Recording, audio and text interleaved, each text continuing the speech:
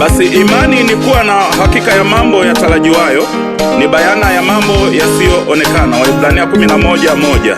Je, wewe katikati ya maisha yako unatarajia nini?